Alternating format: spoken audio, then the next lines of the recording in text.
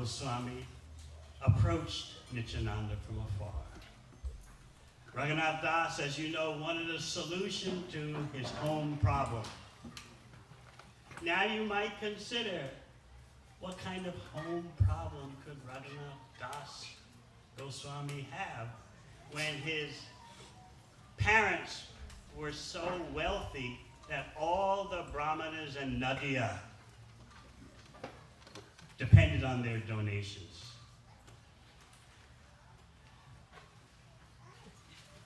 The home of Raghunath Das's parents was frequented by Haridas Thakur. So much so that Raghunath Das, as a child, had association with Haridas Thakur. And Kaviraj Goswami says this is one of the reasons why Raghunath Das received the blessing of Sri Chaitanya Mahaprabhu, because of his childhood association with Haridas Thakur, the Namacharya.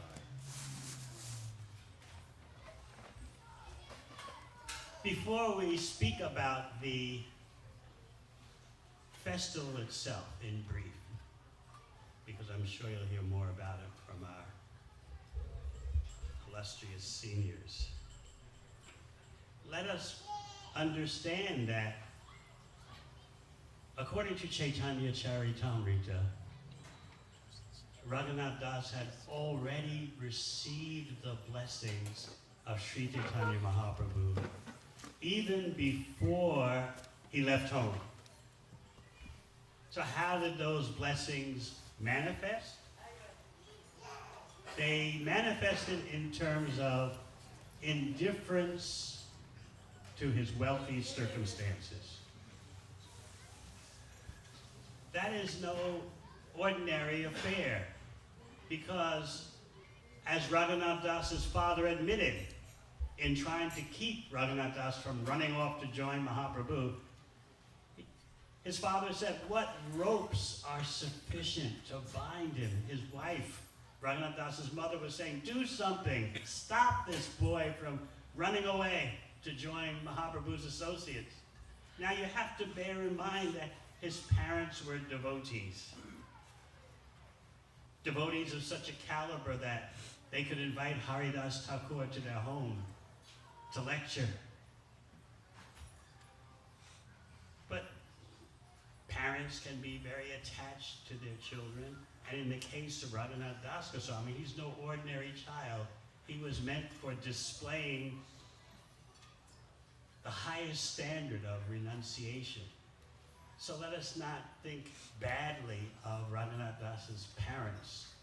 They were very good devotees and used their wealth for spiritual causes to support the Vaishnavas and the Brahmanas.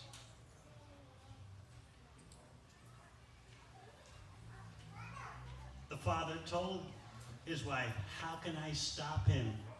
What will bind him? He's got so much opulence that Indra would be rivaled. And then he's got the most beautiful wife. If this doesn't hold someone down, if this doesn't tie someone down, I don't know what will.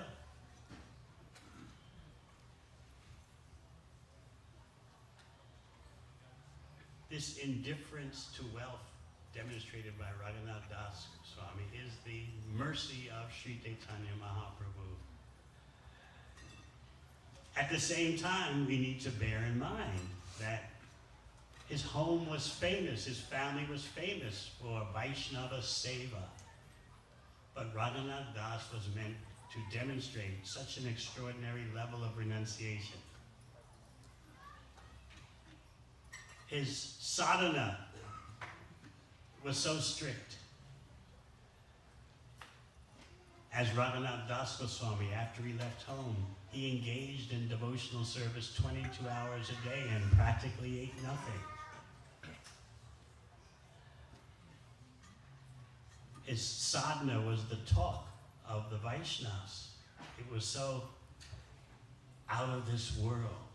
And of course, Raghunath Das Goswami has an out of this world identity. We are inspired by his example as a sadhaka, as a practitioner of sadhana bhakti, and we are inspired by his ultimate identity in Krishna Lila as a maidservant of Srimati Radharani.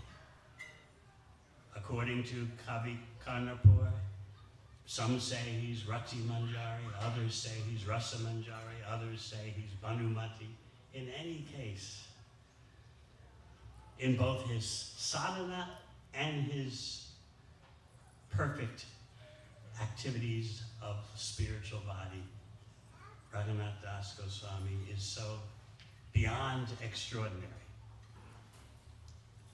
But we want to go back to discussing his indifference to wealth before he left home.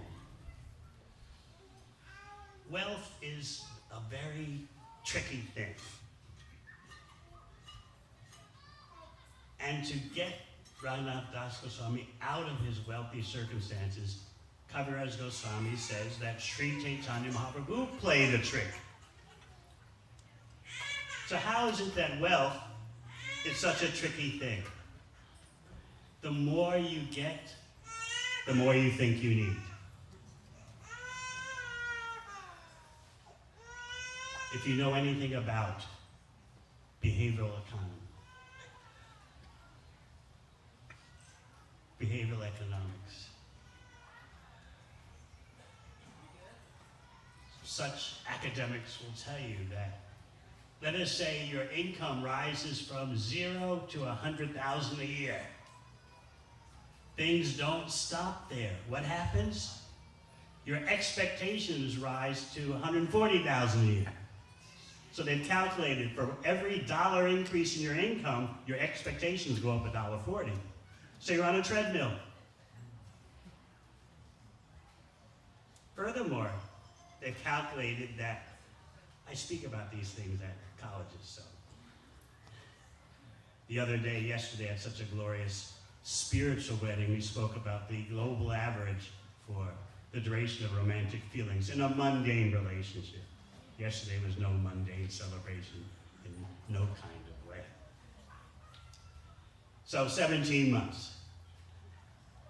Now let's say you win the lottery for $420 million, as happens sometimes. You think, I've got it made, I'll be so happy all my life. But, again, the global average for the duration of happy feelings after you've won the lottery for hundreds of millions of dollars? 17 months. And then you're right back to where you started, as if you had never won the money before. So there's something very tricky about the possession of wealth. But spiritual economics means we go to work, we do our business in order to give, not to get.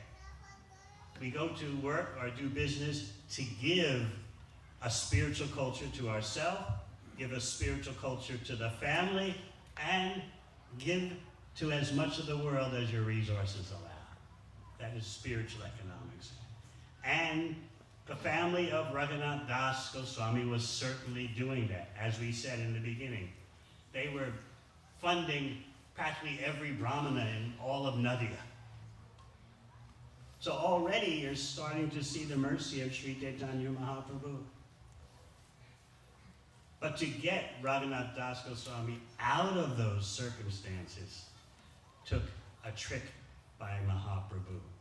The wealth creates tricky circumstances, even in a Vaishnava home, because Raghunath Das was meant to display, as we said, such a rigid sannyas, renunciation. So Mahaprabhu employed a trick. Go home, stop acting like a mad person running away all the time and then being captured and dragged back to your house. Externally, act like a first-class business person. Externally, act like you're totally into making money, supervising the expenditure of money, family affairs, but internally have nothing in your heart except the desire to serve Shri Radha Krishna. So this was Mahaprabhu's trick. Then again, it's actually the result of a Vaishnava seeking guidance. Tadvidi pranipatena pariprashtena sevaya. Raghunath Das wanted to know, what do I do about my circumstances? How do I ever break free and join the associates of Mahaprabhu? He's asking Mahaprabhu that question, and Mahaprabhu is giving guidance, showing that a guidance culture is so important in bhakti.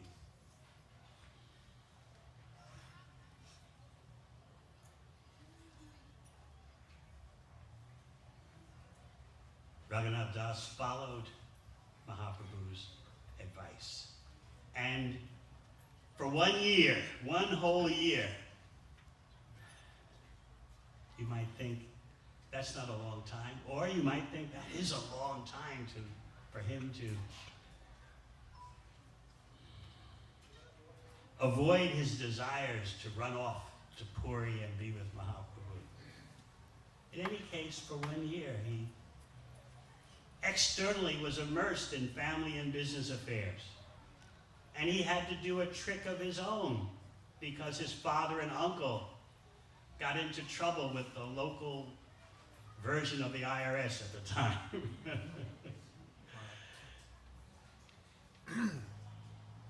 If we could humbly request all the devotees to move forward a little bit.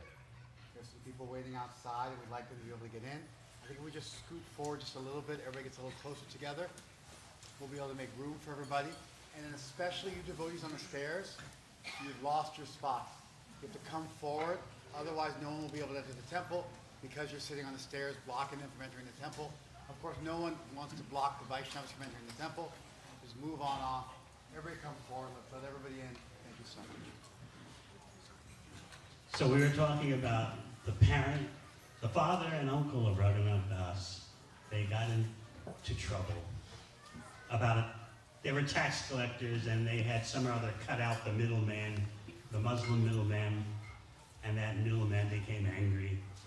And so Raghunath Das had to manage the situation, showing the expertise of a Vaishnava. He talked to the outraged Muslim tax collector in such a way that tears came to the person's eyes.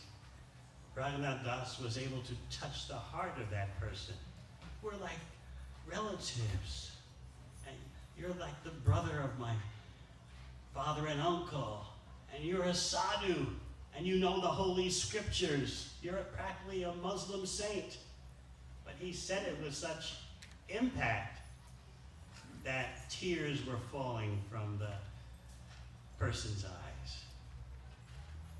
Oh, tell your father and uncle, just give me a bigger cut and everything will be all right. So this is a demonstration. This is in Chaitanya Charitamrita. You might think, what's such a mundane dealing doing there? But it shows Raghunath Das following the instructions of Sri Chaitanya Mahaprabhu. And of course, the biggest manifestation of Mahaprabhu's mercy was arranged by Nityananda Prabhu. Raghunath Das appealed to him. Without you, who can get shelter at Lord Chaitanya's lotus feet? Nityananda is on the bank of the Ganga, surrounded by his confidential associates. And during the whole festival,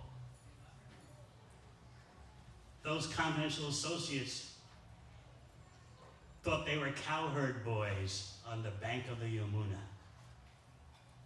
So many extraordinary things were going on during this festival, which I'm sure you'll hear more about from the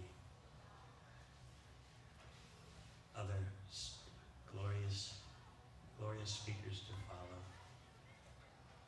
But what I wanted to stress in this brief discussion was Raghunath Das Goswami's indifference to the most extraordinarily wealthy circumstances.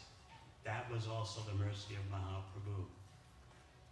Mahaprabhu employed a trick and that trick was that Raghunath Das would be externally totally into family and business affairs, to the extent that he could negotiate with the Muslim outraged middlemen. But at the same time, in his heart, he had nothing other than the desire to serve Sri Sri Radha and Krishna and become an associate of Sri Gauranga Mahaprabhu. So this indifference to the most extraordinary wealth is something we shouldn't take lightly.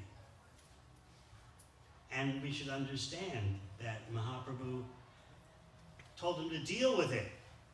Stop trying to run away all the time. Deal with your situation. This was the guidance of the Guru, how to extricate yourself from the material energy. Mahaprabhu told him, do it with patience and intelligence. Be strategic about how you handle your situation. The time will come when you will be able to join with me. Thank you.